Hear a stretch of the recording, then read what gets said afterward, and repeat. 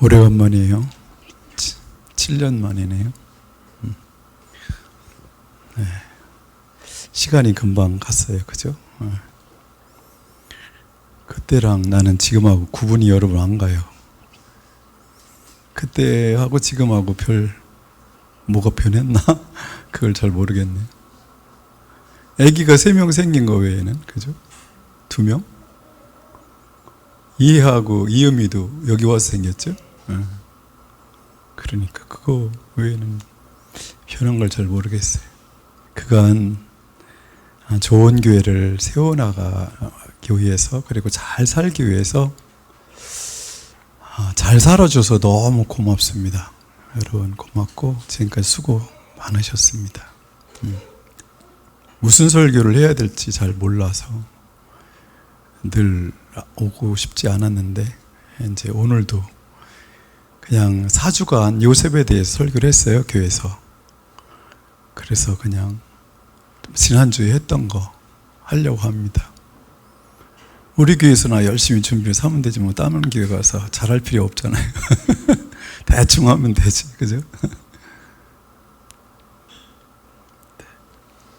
웃으라고 했는데 웃지도 않네. 오늘 요셉에 대해서 이렇게 바로왕은 평가를 해요. 하나님의 신에 감동받은 사람이다, 이렇게 평가를 해요. 이게 무슨 말일까요? 하나님의 신에 감동받았다. 뭔가 있는 것 같은데 꼭 집어서 이게 무슨 말일까 하는 것을 깨닫기가 쉽지는 않은 것 같아요. 어떤 상태가 되면 하나님의 신에 감동받았다고 이렇게 표현할까? 근데 여기서 이제 본문에서 해석을 해준 거 보면 39절에 이렇게 해석을 해주고 있어요. 하나님이 너에게 이 모든 것을 알리셨는데 라고 그러세요. 이 모든 것이 뭐죠? 그것은 보면 41장 몇 절이죠? 거기 32절에 보면 임금님께서 같은 꿈을 2번이나 거듭 꾸신 것은 하나님이 이 일을 하시기로 이미 결정하시고 그 일을 꼭 그대로 하시겠다는 것을 말씀해 주시는 것입니다. 이 얘기죠.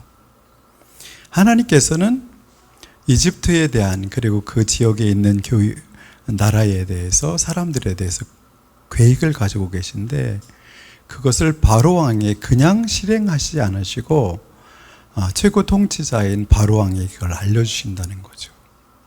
이 말을 발언하는 게 요셉에게는 좀 위험한 발언이죠. 왜냐하면 그때 당시 이집트 왕은 어떻게 신격화된 사람이고 신으로 생각하는 때인데, 바로왕 우위에 누가 계시대요? 하나님이 계시다고 아주 그냥 거르지 않고 툭 치고 들어갑니다.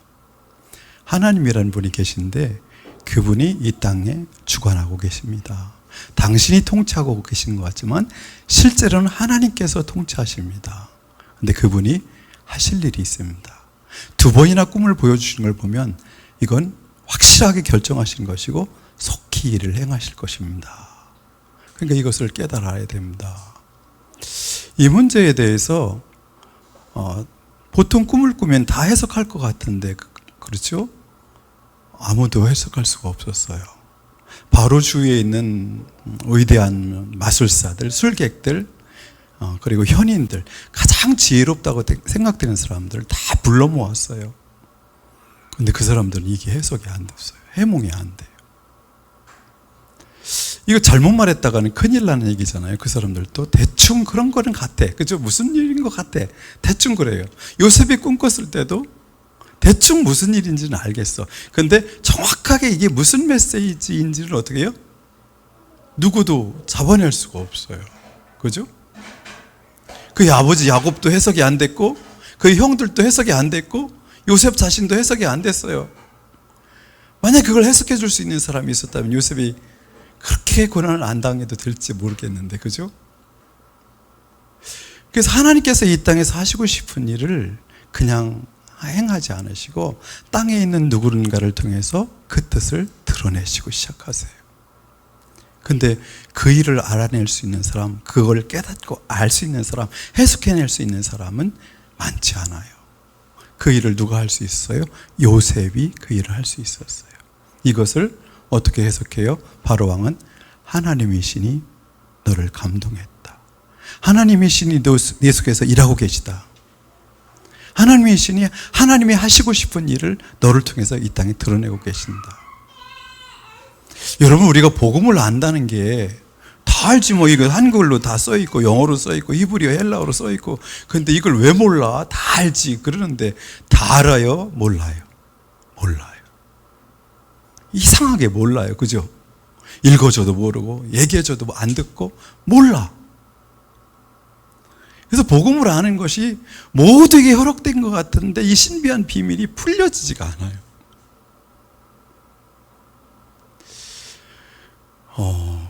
그런데 하나님께서 그 시대는 누구에게? 하나님이 하실 일을 요셉에게만 보여주셨어요.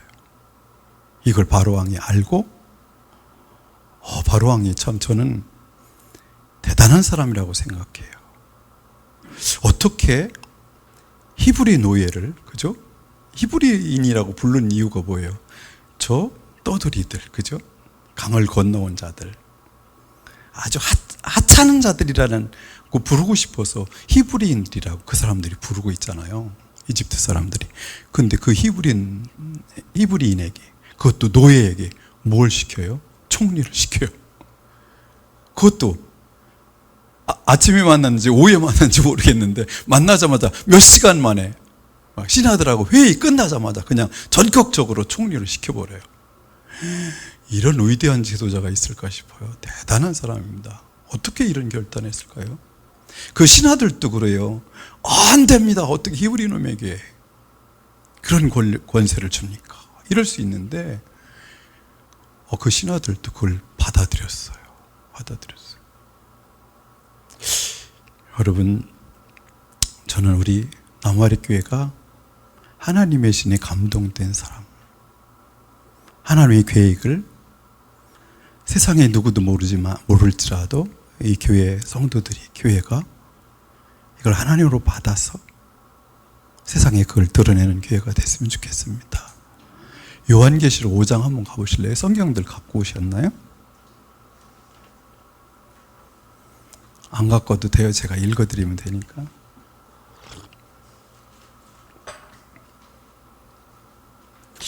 (5장 1절에) 보면 이런 말씀이 나오네요. 계시록 5장 1절. 나는 또 그 보좌에 앉아 계신 분이 오른손에 두루마리 하나를 들고 계신 것을 보았습니다. 지금으로 보면 책을 한 권 들고 있었다고 할 수도 있겠죠. 그죠? 그 두루마리는 안팎으로 글이 적혀 있고 7인을 찍어 봉하여 놓은 것이었습니다. 중요한 어떤 것을 있을 때는 어떻게 그걸 딱 이제 봉투 속에 집어넣고 그리고 인을 봉하죠. 근데 한 번 봉한 것도 아니라 몇 번을요? 7번을 팡팡팡팡 봉했어요. 그걸 누가 뜯어볼 수 있어요? 그걸 뜯어볼 수 있는 권세가 주어진 사람만 뜯어볼 수 있어요. 근데 거기 보면 2절 보니까 내가 보니 힘센 천사가 큰 소리로 이 봉인을 떼고 두루마리를 펴기에 합당한 사람이 누구일까? 그래요. 누가 이걸 누가 인봉, 누구에게 하나님께서 이걸 뗄 수 있는 권세를 주었을까? 누구지 그 사람이? 그분이 누굴까? 그랬더니 3절에 그러나 두루마리를 펴거나 그것을 볼 수 있는 이는 하늘에도 없고 땅 위에도 없고 땅 아래에도 없었습니다.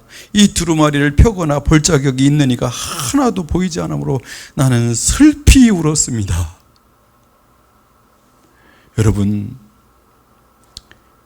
이 두루마리에 봉인된 이것은 결국 누가 풀어요? 그랬더니 5절에 울지 마세요. 울지 마세요. 다윗의 후손 중에 이것을 풀 분이 계세요. 그러면서 어떻게 해요? 6절에 보니까 어린 양이 등장해요. 어린 양. 누구죠? 어린 양이? 예수 그리스도죠. 베일에 누구야? 어린 양이? 예수 그리스도죠. 예수 그리스도. 근데 7절에 보니까 그 어린 양이 나와서 보좌에 앉아 계신 분의 오른손에서 그 두루마리를 받았습니다. 그 받을 분이 예수님밖에 없어요. 다 받으래요. 그리고 어떻게 해요? 막 그분을 이제 장로들이 찬양하고 막 그분이 어떤 분인지 구절에 해석을 하고 막 쫙 나오는데 6장 1절 가면 나는 그 어린 양이 그 7봉인 가운데 하나를 떼는 것을 보았습니다. 그리고 나는 네 생물 가운데 하나가 우레 같은 소리로 오너라 하고 말하는 것을 들었습니다. 드디어 누가 이것을 인을 떼세요? 예수 그리스도 어린 양이 떼세요. 이건 무슨 얘기죠? 하나님께서 역사에 대한 계획을 가지고 계신데 그 계획을 하나님의 계획대로 그것을 이 땅에서 실현하실 분이 누구시라는 거죠? 어린 양 예수. 그분뿐이 없어요. 여러분, 이집트 바로왕의 시대는 하나님의 계획을 누가 그걸 드러낼 수 있으냐면 요셉이 드러낼 수 있어요. 이 시대는 그 모든 계시의 완성이시고 그것을 실현하시고 실현하시는 분이 누구세요? 예수 그리스도예요. 그럼 우리 교회는 어떤 역할을 감당하는 거예요? 예수님이 드러내신 그 복음, 모든 사람이 다 알 것 같지만 사실은 알지 못하는 그 복음, 사람들에게는 감춰져 있는 이 신비한 복음을 우리는 드러내는 거예요. 우리에게는 그게 식상하고 매일 듣는 거니까 그게 그건 것 같고 아무것도 아닌 것 같지만 이 신비는 모든 사람에게 알지 못하는, 바로왕이 그렇게 답답해하고 그렇게 세상 사람들이 어떻게 될지, 미래가 어떻게 될지, 어떤 세상이 펼쳐질지, 그들이 어떻게 멸망하게 될지, 어떻게 하나님께서 그분의 나라를 완성하실지 전혀 감을 잡지 못하고 있어요. 그냥 배를 위해서 살아요. 이 땅에서 어떻게 생존할까? 어떻게 하면 살아남을 수 있을까? 전부 서바이벌 모드로 한 치 앞을 바라보면서 그것만을 생각하며 살아요. 나무아리 교회는 뭘 해야 돼요? 숫자가 많고 적음에 관계없이 그건 중요하지 않아요. 뭘 아는 사람이 필요해요? 신비한 복음의 비밀을 아는 사람이 필요해요. 이걸 바로 알고 그것을 바로 세상에 드러내주고 해석해 줄 사람이 필요해요. 그 역할을 우리가 감당하는 거예요. 저는 건축을 하면서, 우리 건축하면서 3층으로 짓고 싶었어요. 근데 돈이 없어서 2층으로 샀는데 1층은 사람들이 늘 와서 이렇게 북적거리면서 차 마시고 교제하는, 밥 먹고 막 놀고 그러는 카페, 2층에는 예배드리는 예배처소, 3층은 교인들 중에서, 성도들 중에서 영성이 깊은 사람들, 하나님 말씀을 그냥 듣는 데서 그치지 않고 스스로 읽고 연구하고 묵상하고 깊이 그럴 수 있는 영적 청년을 넘어서 영적 아비가 된, 영적 할아비가 되는 그런 사람들이 와서 고요히 성경을 읽고 영적 독서를 하고 그런 신비한 공간을 만들고 싶었어요.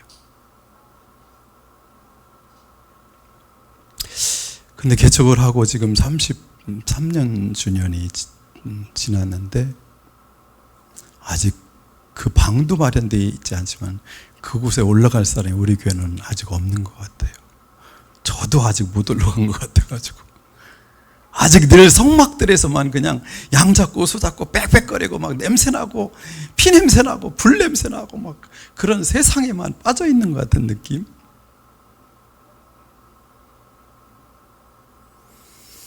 남해교회는 그런 사람이 나오기를 바랍니다. 그런 사람이 나왔으면 좋겠어요. 교회가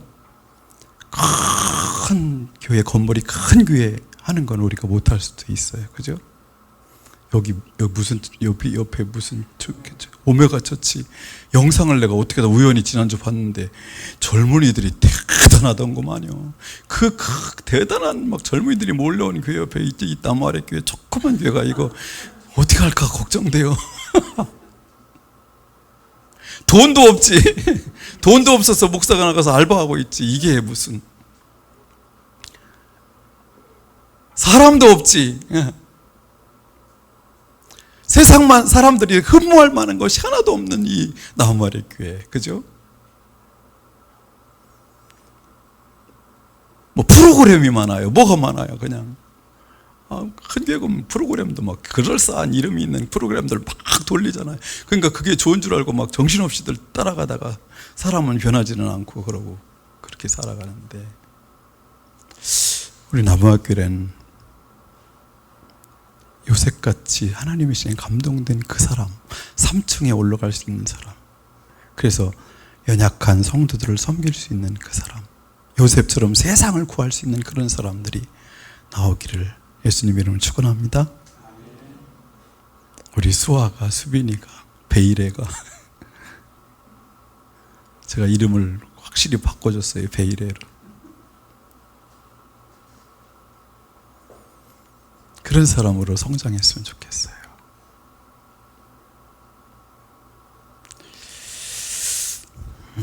두 번째 제가 드리고 싶은 메시지는 세마포 옷을 입혀지죠. 요셉에게 세마포 옷이 입혀져요. 그죠? 고운 모시 옷이 입혀져요. 정리의 옷이죠. 제가 입혀지다라고 표현을 하죠. 누가 자기가 입은 게 아니에요. 그죠? 색동 옷을 입을 때도 지가 입은 게 아니에요. 누가 입혀줬어요? 아버지가 입혀줬어요. 근데 그 옷이 벗겨질 때도 아이 싫어, 나 장자권 같은 거 싫어, 가정에서 총무 일을 하고 모든 중요한 일을 내가 다 맡고 싶지 않아, 내가 벗어버릴래, 이런 것도 아니에요. 형들의 손에 의해서 벗겨져 버려요. 그죠?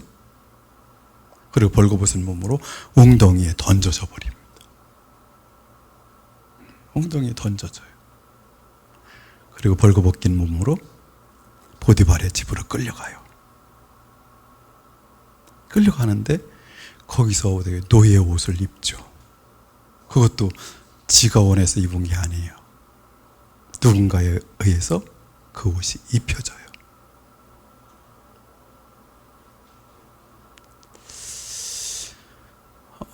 그리고 또 그는 그렇게 끌려다니고 수동적인 삶을 살지만 스스로는 수동적으로 살지 않아요. 늘 능동적으로 살아요. 전 이 말을 참 좋아해요. 수동적 능동성이라는 거예요. 옷이 벗겨지고 입혀지고 억울한 일을 당하고 뭐 이런 거, 그거 아무 관계 없어요. 환경은 바뀔 수 있어요. 처지는 바뀔 수 있어요. 그런데 요셉의 태도는 아버지 집에 있을 때나 노예로 살 때나 죄수로 살 때나 똑같아요. 정말 신실해요. 충성스러워요. 자신의 모든 재능을 극대화시켜서 사람들을 섬겨요. 보디발을 섬기고 죄수들을 섬기고 그 일을 계속 해냅니다.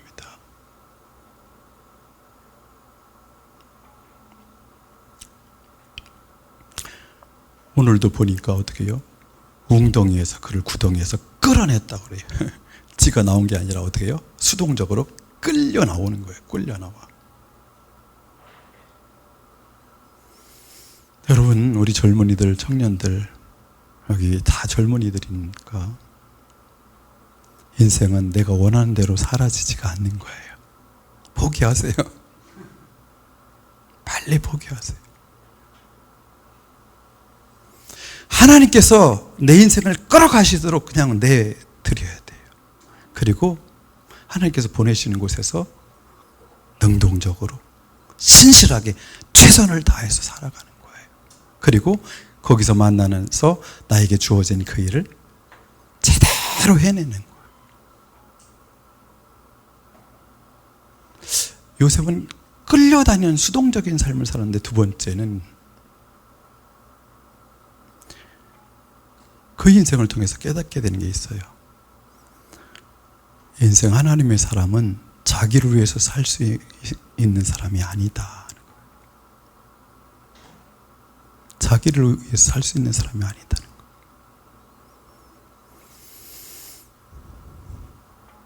보디발의 집을 위해서 살아요.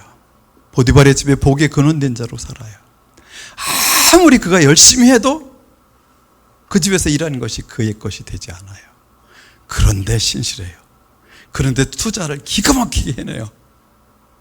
주식 투자를 잘했던 것 같아요. 아마. 그래 돈을 많이 벌려. 손만 대는 거 다 막 대박이 나는 거예요. 와, 얼마나. 이 젊은이들, 청년들, 나를 위해서 사는 삶을 포기해야 돼요.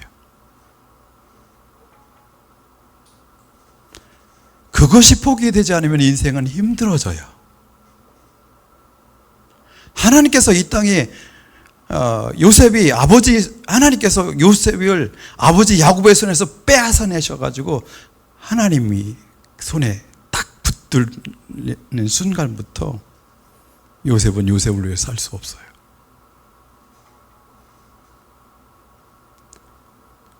하나님께서 토스를 받고 나서부터 그를 그분의 뜻대로 계속 핸들링 하세요. 근데 어떻게 해요? 아무리 성과를 올려도 자기 것이 아닌 이웃을 위해서 살 수밖에 없는 존재로 그는 훈련을 13년 동안 받아요. 이게 돼야 되는데, 그죠? 13년만 훈련받으면 그게 돼야 되는데 이 시대 사람들 이게 안 돼요. 나는 어차피 나를 위해서 살 수 없는 존재다. 주님께서 보내시는 사람들을 위해서 살아야 되고 주님께서 보내신 곳에 가서 살아야 되고 그분이 뜻하는 일을 위해서 살아야 된다는 것을 깨닫는 데가 그렇게 오래 걸려요. 시간이. 이것 때문에 인생이 힘들어요. 고통스러워요.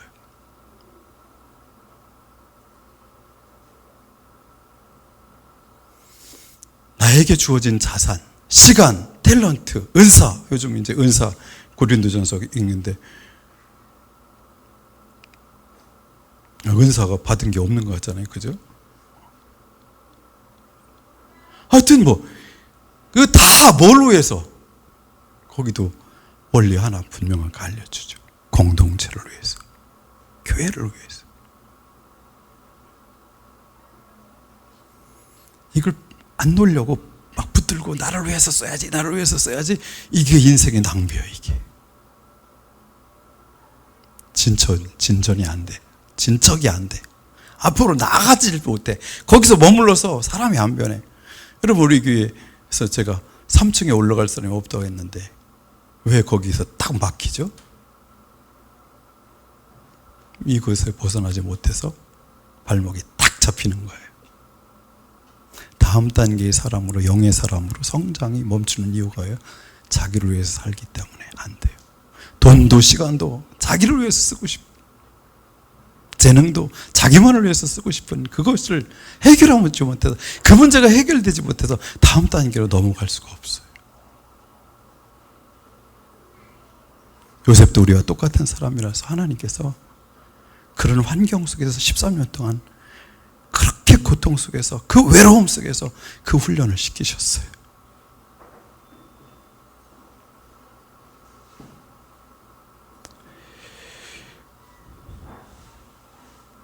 어떻게 그가 하나님의 신에 감동된 사람이 되었어요? 여러분, 어머니 아버지가 나의 기대하는 해서 입혀준 채색 옷을 벗어 던지지 않으면요, 누군가 벗겨내지 않으면요, 하나님의 신이 감동된 사람으로 나아갈 수 없어요. 우리 아버지 어머니가 나한테 기대해서 채색 옷을 다 입혔잖아요. 그죠? 그거 누군가가 벗겨줘 버려야 돼. 내가 주워 입은 채색 옷도 누군가 벗겨줘 버려야 돼. 부모의 기대, 나의 욕망, 나의 꿈, 이런 것들로 입혀졌다는 그 채색 옷을 누군가 벗겨줘야 돼. 하나님께서는 그걸 벗기셔요. 노예 옷을 입히시고 채색 옷을 입히세요. 그리고 그 외로운 순간 13년 동안 주님께서 그와 함께 하세요. 늘 함께 하세요. 함께 하세요. 거기서 요셉이 형통했다고 표현하는데 여러분, 그거 이해가 돼요? 뭐가 형통이에요?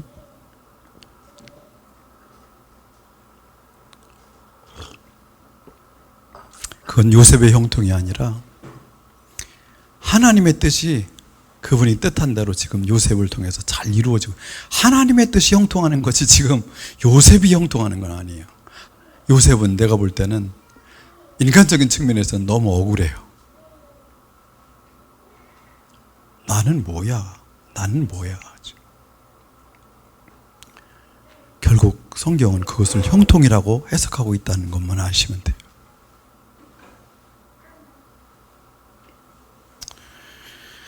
우리 현진 집사가 미국까지 가서 고생을 하는 이유가 참, 그냥 한국에서 그냥 재밌게 살지 거기까지 가서 그렇게 고생하려고 그냥, 그래도 1년이면 돼? 하나님이 미국 생활을 통해서 하나님의 뜻이 형통되기를 바랍니다. 그 역사가 이루어지길 소망합니다. 그리고 고운 모시옷을 입히세요. 고운 모시옷을. 총리의 옷이죠. 그리고 그에게 모든 권세가 다 주어집니다. 인장 반지를 빼서 그에게 껴줘요. 자기가 결제했던 반지를, 그 반지를 요셉에게 껴줘요. 그리고 뭐라고 말해요? 이집트 안에서 요셉의 허락 없이는 아무도 수족을 놀릴 자가 없을 것이다. 최대한의 권세를 다 줘버려요. 바로 왕도 이제 요셉의 말을 들을 거예요. 요셉이 뭐라고 표현해요? 하나님이 나를 바로 왕의 아비로 세웠다고 그래요. 건방져졌다 생각되지만 실제로 그랬어요. 근데 여기서 질문을 던져야죠. 바로 왕이 왜 그를 그렇게 총리로 세우고 모든 권세를 다 주었죠? 요셉을 위해서인가요? 아니에요. 그 백성이 멸망당하지 않게 하기 위해서, 7년의 흉년 동안에 살아남기 위해서 자존심을 다 내려놓고, 모든 것을 다 내려놓고 모든 권세를 그에게 주었어요. 그 귀족들이 얼마나 기분이 나빴을까요? 귀족들이 얼마나 불쾌한 일이에요. 근데도 그것을 다 준 이유는 그 백성을 살려야 되기 때문이에요. 살려야 돼. 이집트를 살려야 돼. 그것 때문에 그 모든 것이 주어져요. 그럼 두 번째, 하나님께서 그에게 모시옷을 입혀주신 이유, 총리를 삼으신 이유는 뭐예요? 출세시키기 위해서 아니에요. 그 목적은 뭐죠? 첫 번째는 바로 왕하고 똑같아요. 생명들을 살리기 위해서. 요셉의 가족의 생명을 살리고, 이집트의 사람들의 생명을 살리고, 가나안 땅의 사람들의 생명을 살리기 위함이고, 또 두 번째는 뭐죠? 아브라함과 맺으신 언약을 성취시키기 위해서. 창세기 15장에서 약속하신, 창세기 12장에서 약속하신 자손에 대한 언약을 성취시키기 위해서 그에게 그 모든 권세를 주셨어요. 총리를 삼으셨어요. 예수님께서도 이 땅에 오실 때 왜 뭐라고 하셨어요? 인자가 온 것은 섬김을 받으려 함이 아니다. 도리어 섬기려 하고 자기 목숨을 많은 사람을 위한 대속물로 주기 위함이다. 예수님도, 요셉도, 모세도, 바울도 하나님의 사람으로 부름받은 모든 사람을 자기를 위해서 살지 않고 타인을 위해서 살고, 주님을 위해서 살고, 주님의 계획과 나라를 위해서 살아요.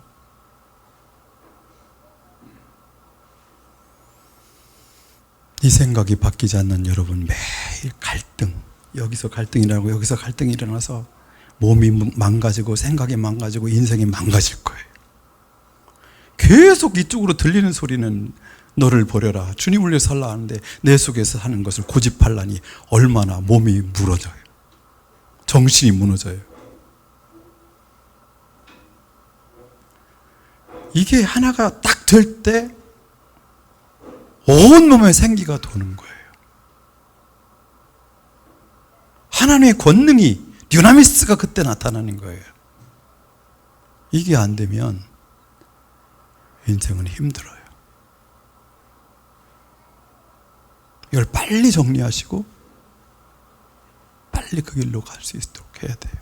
지난주에 우연히 제가 그렇게 좋아하는 조지 워싱턴 카바 박사, 땅콩 박사 책을 또 한번 읽은 너무 재밌었어요. 읽어봤어요? 어린이들?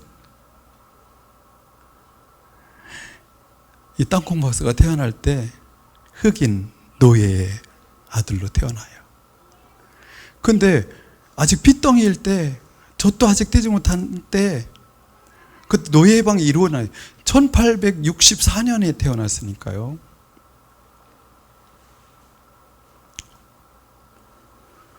그때 노예 해방은 이루어졌는데 어떻게 해요? 미국의 백인들이 막 흑인들을 무시하고 폭력을 쓰고 막 KKK단들이 가가지고 납치를 해서 갖다 죽이기도 하고 막. 그래서 그럴 때 조지 워싱턴 카바의 어머니와 누이들도 납치돼요. 그리고 그냥 형하고 둘만 남겨졌는데, 그때 그 주인이지만 주인이 아닌 모세라는 분이 그 두 형제를 길러요. 근데 너무 약해가지고 그래도 우유를 먹어서 살아났어요. 근데 흑인들이 학교를 못 가요. 학교에서 안 받아주고, 흑인들이 공부할 데가 없어요. 너무 죽겠지. 학교도 안 가고. 근데 얘는 공부를 하고 싶어서 너무 공부하고 싶은 거야. 막 학교를 그래서 찾아서 막 몇 킬로 넘은 대로, 지가 16살 때부터 이제 가가지고 공부를 해가지고 공부를 하고 또 하고 또. 근데 대학교를 이제 가고 싶어서 합격을 했는데, 딱 학교 갔더니 얼굴을 보자마자 흑인인 걸 알고서 너는 불합격 그래요. 흑인 안 받아주는데, 교회에서 세운 대학교고 그것을 운영하는 그 총장님이 목사님인데도 흑인은 안 받아준대. 그래서 실망했어요. 그런데 그걸 포기하지 않고 다시 어느 소식을 듣고 어느 대학교에 가가지고 공부를 해요. 미술도 공부하고 좋은 사람 만나서 피아노도 배우고, 그러다 나중에는 농업을 공부해가지고 농업 석사가 돼요.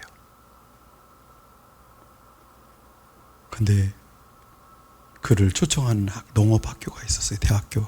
거기에 가가지고 거기서 그는 아이들을 가르칩니다. 학교를 운영할 돈이 없으니까 여기저기 다니면서 뭐 피아노 연주를 해서 돈을 벌어오기도 하고 뭐라 해서 학교를 운영하는데 최선을 다합니다. 그리고 근데 동네를 한 바퀴 돌다 보면 막 집들이 너무 흑인들이 제대로 살지 못하고 집은 엉망이고 나무 한 그릇 심어지지 않고 그냥 청소도 안 돼 있고 이런 걸 집들을 보면서 너무 답답해가지고 이 사람이 집집마다 돌아다니면서 집을 도와요.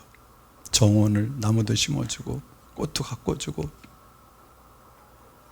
그리고 마을 사람들이 목화를 계속 재배하는데, 목화는 땅을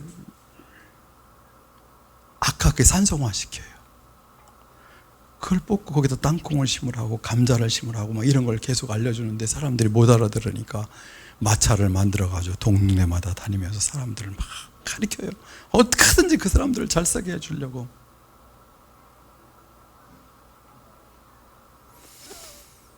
이 사람이 결국 땅콩을 가지고 300개의 제품을 만들어요. 그 별명이 땅콩 박사가 됐어요. 이 사람도 보니까 자기를 위해 살지 않고 공부해서 열심히 준비해서 가난하고 힘든 사람들을 위해 살더라고요. 교회는 세상 앞에 세워졌어요. 아무리 연약한 교회고 작은 교회일지라도 세마포 옷을 입혀서 하나님과 세상 사이에 제사장으로 세워주셨어요. 하나님의 복을, 이 신비한 어떤 부분을 알지 못하는 그들에게 하나님의 복이 흘러가게 하는 역할을, 큰 교회든 작은 교회든 이 역할을 감당해야 돼요. 또 한 사람 얘기하고 싶은데 이름만 알려줄게요. 선호경식이라고, 요셉 의원이라는 의원. 그 사람은 의대를 들어갔는데 피를 보면 막 이게 비유가 약해서 토해요. 그럴 정도인데 내가 무엇을 위해서 할까 할 때 결국 의사가 되어서 사람들을 살리는 일을 해야 되겠다는 생각 때문에 끝까지 공부를 하고 미국 가서 공부를 하고 학위를 받고 와서 그 사람은 영등포의 쪽방촌에서 의원을 하나 차려요. 그리고 그 사람들을 섬겨요. 근데 이 사람들이 와서 주사를 맞을 수 없고 약을 먹을 수 없을 정도로 너무 배고파. 그래서 이 사람들이 그때부터 뭐 하냐면 약 이전에, 치료 이전에 밥을 먹여야 된다고 그 병원에서 밥을 먹이기 시작해요. 거기를 통해서 치료받고 공짜로 돈을 못 내는 사람들이 지금도 그렇게 많은 줄 몰랐어요. 저는 80만 명이 넘게 그 병원을, 의원을 거쳐가요. 지금도 그가 죽었는데 그 의원은 지속되고 있어요. 쪽방촌에서. 저는 그 얘기를 들으면서 이런 질문을 해요. 우리 교회가 뭐하고 있지 지금? 그 두 가지를 보면서 저에게 충격이 왔어요. 우리 교회는 교회가 맞나? 교회 맞아? 나 목사 맞나? 목회는 뭐지 도대체? 이런 질문을 하게 해요. 그 사람들 둘 다 크리스찬이긴 해요. 한 사람은 천주교인, 한 사람은 기독교인.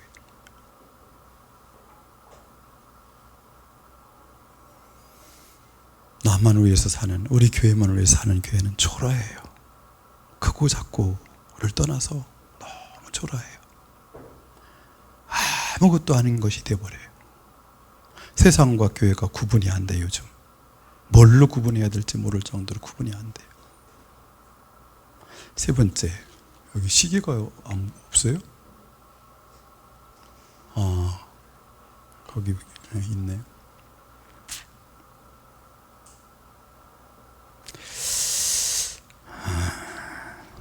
세 번째는 요셉은 용서하는 사람이 되었어요.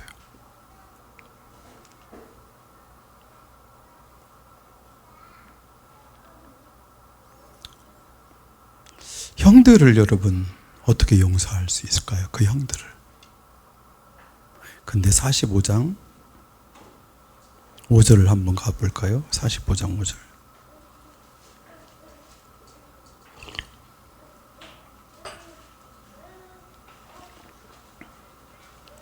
같이요. 같이 읽어볼까요? 그러나 이제는 걱정하지 마십시오. 자책하지도 마십시오.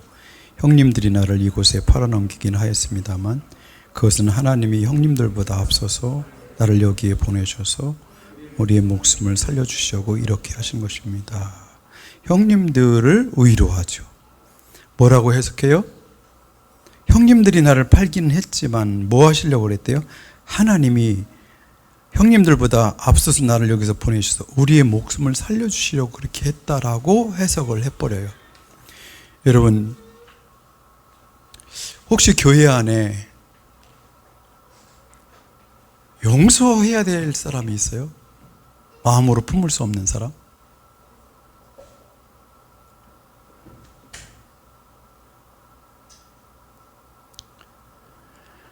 아니, 가정에도, 아니, 교회 밖에도 아직 용서할 수 없는 사람이 있어요? 그것 때문에 여러분 인생은 또 막힙니다. 50장으로 가볼까요? 50장 19절에서 21절. 제가 19절 읽을 테니까 여러분 20절 읽어주세요. 요셉이 그들에게 말하였다. 두려워하지 마십시오. 내가 하나님을 대신하기라도 하겠습니까?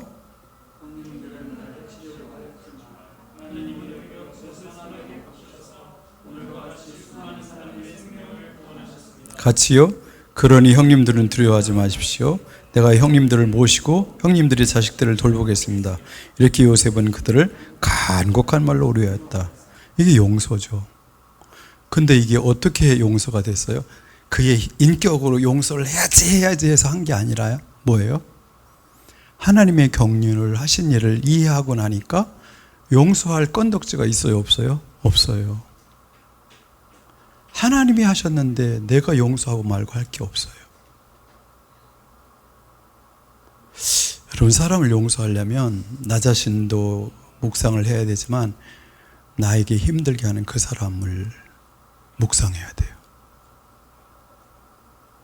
그의 부모님은 어떤 사람이었는지, 그 사람은 어떤 사람인지, 왜 나하고 그렇게 다른지, 나를 왜 힘들게 하는지를. 그래서 저절로, 요셉처럼 저절로 그냥 이해가 되어서 용서라는 말 자체가 부끄러운 말이 될 수 있어야 돼요. 무슨 용서할 게 있어요? 건방지게 사람이 사람을 뭘 용서해?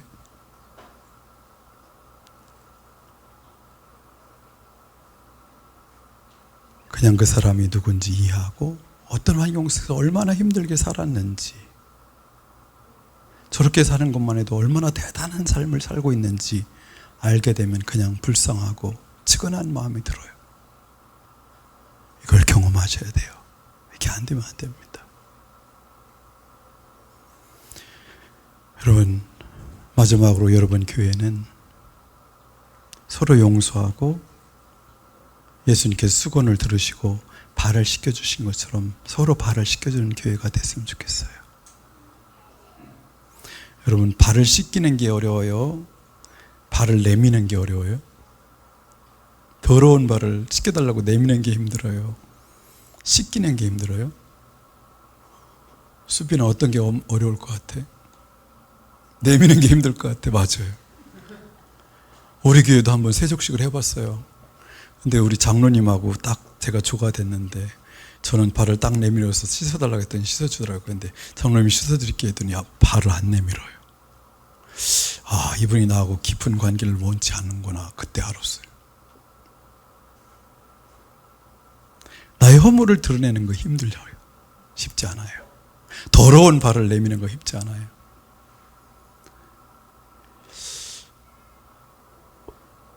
남파리 교회가 다른 건 큰 거 뭐, 제가 어느 교회 장로 장립하고 뭐 안수집사 세우고 권사 세우는 데 가서 권면의 말씀을 해달라고 했는데 막 노회장에 와가지고 막 일이 천을 이루고 뭐 강국을 이루고 막 이런 설교를 하는데 그 교회가 개척한 지 34년이 됐는데 지금 한 20-30명 되는 교회인데 그런 설교를 하길래 어떡하냐, 큰일 났다. 제가 바로 올라가서 그랬어요. 여러분, 큰 교회 만들고 싶어요? 여러분, 못해요. 그랬어요. 자꾸 거짓에 속아요. 안 되는 건 안 되는 거지.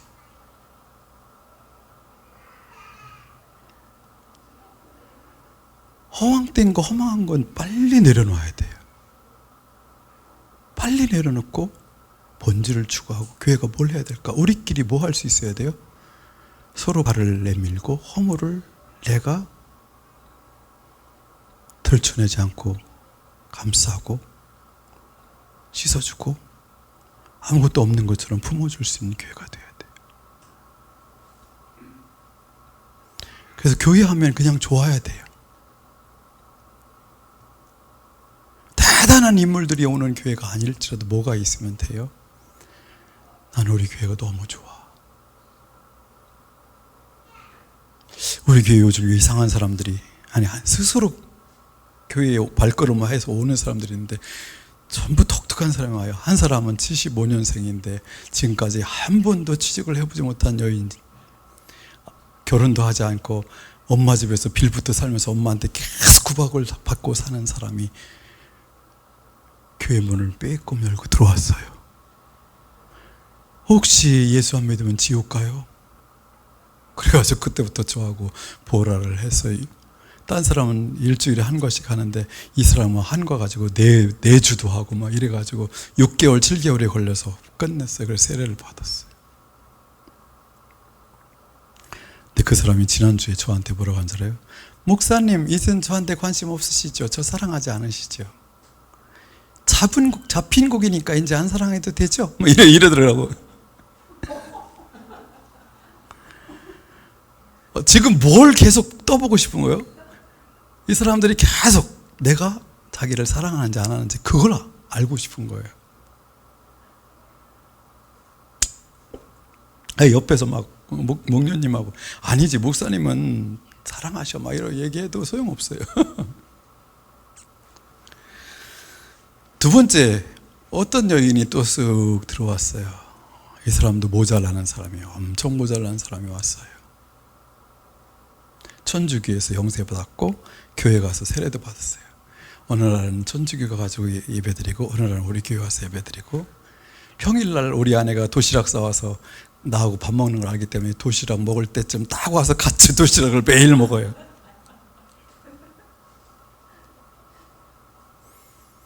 그런데 어제 그저께 우리 유 목사한테 그랬대요. 목사님, 조영수 목사님 조심하세요 그랬대요. 깜짝 놀랐어요. 그래서 어제 토요일날 그 발인 예배, 곽대성 집사님 발인 예배 드리고 모여가지고 있는데 아침 8시에 벌써 왔어요. 그 자매가. 그래서 물어봤어요. 아니 왜 그런 예언을 한 거야? 내가 유 목사 배반할 것 같아? 그 자매도 뭘 보고 싶은 거예요? 끝없이 사람들의 진실성을 확인하고 싶어요. 저게 진짜인가? 그걸 확인하고 싶어. 연약한 사람도 계속 그런 걸 저울질하고 있어요. 계속. 희한하죠.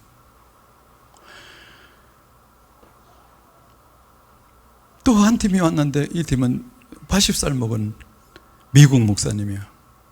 여자는 독일계 미국인이, 여자분은 한국 사람인데 미국 가서 살다가 둘이 결혼해가지고 한국에 왔는데 12단지 사는데 우리 교회 왔는데, 그분은 계속 점심을 같이 먹자요. 계속 찾아와. 한국에 오니까 외로워.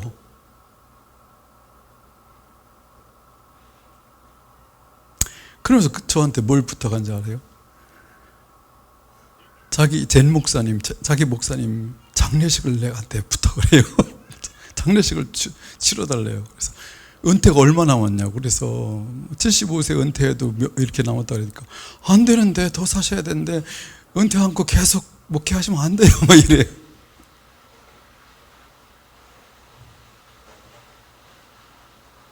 제가 우리 교인들한테 물어봤어요. 이런 분들을 교회에 하나님이 지금까지 제 발로 돌아온 사람이 우리 교회는 없는데 이런 사람 하나님께서 제 발로 오게 하신 이유가 뭘까요?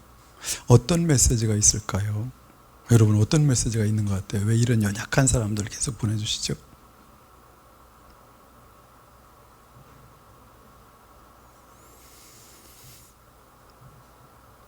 그러고 제가 이제 계속 우리 교인들을 봤어요. 어떤 사람들이 연약함에 처해 있는지를 봤더니 기도해야 될 사람들이 너무 많더라고요. 너무 많아요. 이 사람들이 온전히 정상적인 삶을 살 수 있도록 도울 수 있을까? 아니면 정상적인 삶을 살 수 없을지라도 저 상태로 계속해서 교회 안에서 행복한 공동체를 맛보며 살 수 있게 해줄 수 있을까? 저 사람들이 안심하고 우리의 사랑을 의심하지 않고 그대로 저 사람들이 나를 진심으로 사랑한다고 믿을 수 있을까? 이거죠. 우리 33주년을 맞이해서 이런 걸 조별로 나눈 적이 있어요. 우리 교회에서 가장 따뜻할 때인가 언젠가, 우리 교회가 이웃에게 우리 교회를 소개한다면 어떤 교회라고 소개하고 싶은가, 이런 얘기를 쭉 했더니 전부 하는 얘기가 뭔지 알아요? 어린아이들은 어떤 집사님이 나를 만날 때마다 뽀뽀를 해줬어요. 나를 만날 때마다 안아줬어요. 어른이나 애나 똑같이 뭐예요? 몇 명은 목사님 말씀이 너무 좋다고, 그건 사실이지만 그 얘기를 하는 사람은 몇 명뿐이 없어. 다 뭐 얘기요? 서로 누가 섬겨준 거, 사랑해준 거. 자기를 알아준 거, 있는 모습 그대로 받아준 거, 자기가 힘들 때 어떻게 해준 거, 이것만 기억해요.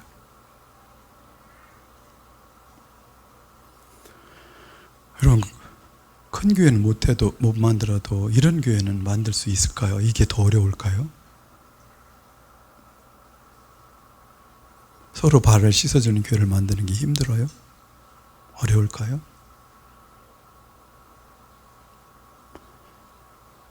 교인들 중에 마음에 담을 수 없는 사람이 없으면 좋겠는데 그 사람은 내 가슴에 담을 수 없어.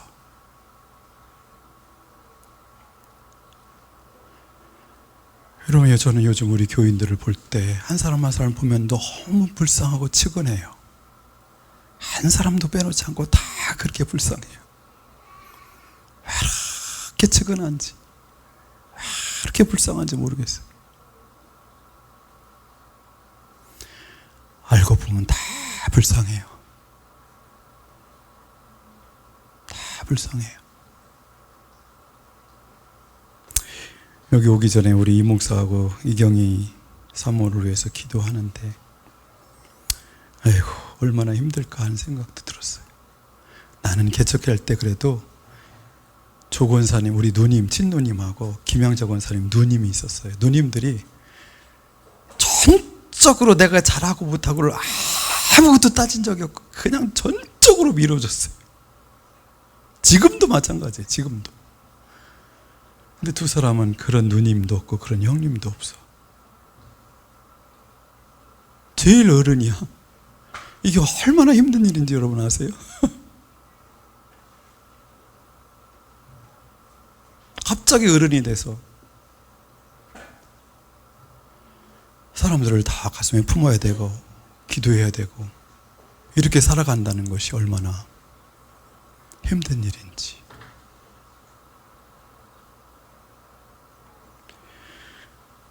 여러분, 서로가 좋은 누이 동생이 되고 좋은 오빠가 되고 좋은 형이 되고 동생이 되고 누나가 되고 이렇게 살 수 없을까요?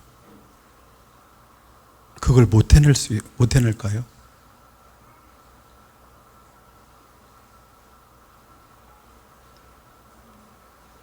그것만 해낼 수만 있다면 여러분 아주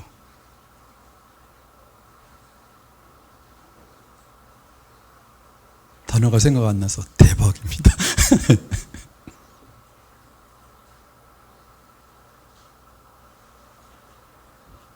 기도할게요.